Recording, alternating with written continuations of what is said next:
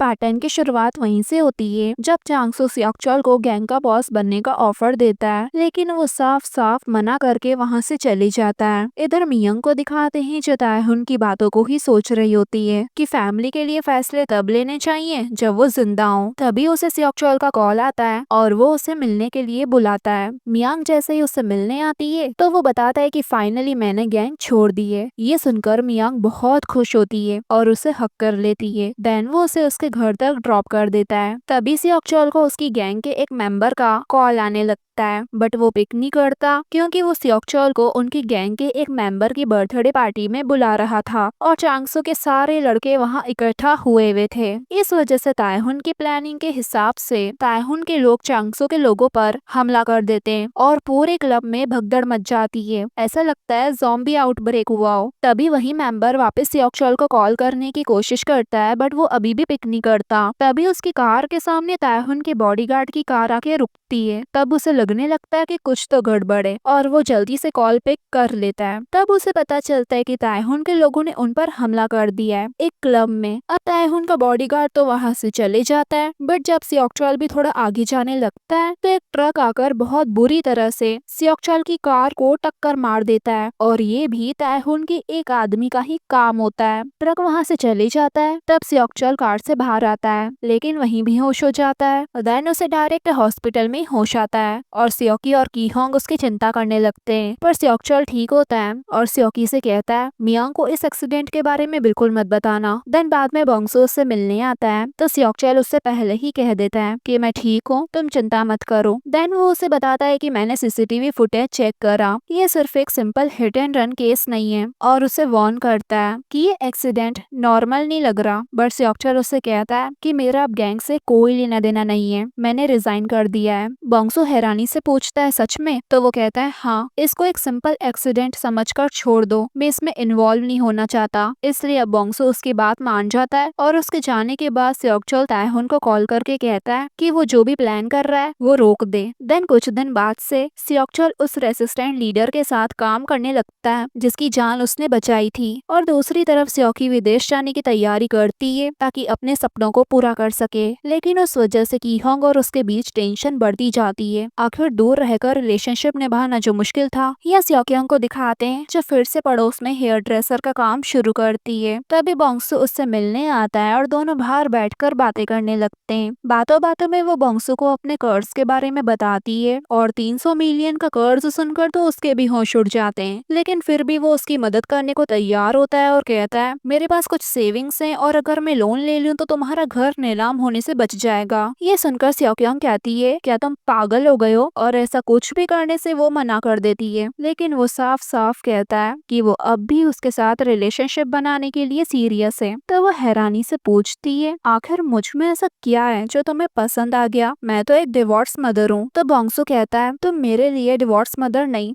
बल्कि वो प्यारी सी लड़की हो, अच्छी फाइटिंग स्किल्स के साथ, कि जब भी मैं पड़ोसी के बच्चों से मार खा रहा होता था तुम मुझे वहां आकर बचा लिया करती थी, बल्कि अब भी तुम मुझे एक हाई स्कूल गर्ल की तरह दिखती हो जिसे मैं बचाना चाहता हूँ। और यही बात सियोक्योंग का दिल छू लेती है। दूसरी तरफ दिखाते हैं कि जो चांगसू के लोगों पर ताएहुन के लोगों ने हमला किया था, उसके लिए बॉस चाहता है कि वो लोग भी ताएहुन के लोगों पर अटैक करें, लेकिन चेयरमैन ऐसा करने से मना कर देता है। इसी बीच मियांग जब अपनी जॉब पर होती है तो उसे खबर मिलती है कि उसकी माँ की तबीयत अचानक बिगड़ गई है। तो वो जल्दी से भागते हुए नर्सिंग होम आती है, लेकिन उनकी हालत संभलने लायक नहीं थी। तभी वहाँ ताएहुन भी आ जाता है और मॉम की हालत देख नर्स को कहता है एम्बुलेंस को कॉल करो। देन ताएहुन और मियांग दोनों मॉम को लेके हॉस्पिटल आते हैं और अब उनकी कंडीशन स्टेबल होती है। बाद में ताएहुन मियांग को कंफर्ट करता है कि उसकी मॉम जल्दी ही ठीक हो जाएगी। तभी वहाँ सियोकी आके बताती है कि तुम्हारी मॉम की कंडीशन स्टेबल है। देन वो ताएहुन को वहाँ देख थोड़ा सरप्राइज होती है, तो वो भी सियोकी को देख सरप्राइज होते हुए कहता है कि तुम यहाँ काम करती हो। देन वो हाय हेलो वगैरह करके पूछती है तुम यहाँ क्या कर रहे हो, तो वो बस इतना कहता है कि मियांग और मैं एक दूसरे को जानते हैं। अगले सीन में दिखाते हैं कि डॉक्टर मियांग को यही सजेस्ट करता है कि वो हॉस्पिटल में पैसे जमा करवा दे क्योंकि उसकी मॉम का इमीडिएट ऑपरेशन करना पड़ेगा क्योंकि उनकी हालत ठीक नहीं है। ताएहुन ये सुन लेता है और पैसे जमा करवाने के लिए चले जाता है। ऑफ कोर्स मियांग उससे मदद लेने वाली वाली तो है नहीं। देन बाद में मियांग को सियोकी से बातों बातों में पता चलता है कि कुछ दिन पहले सियोकचल का एक्सीडेंट हुआ था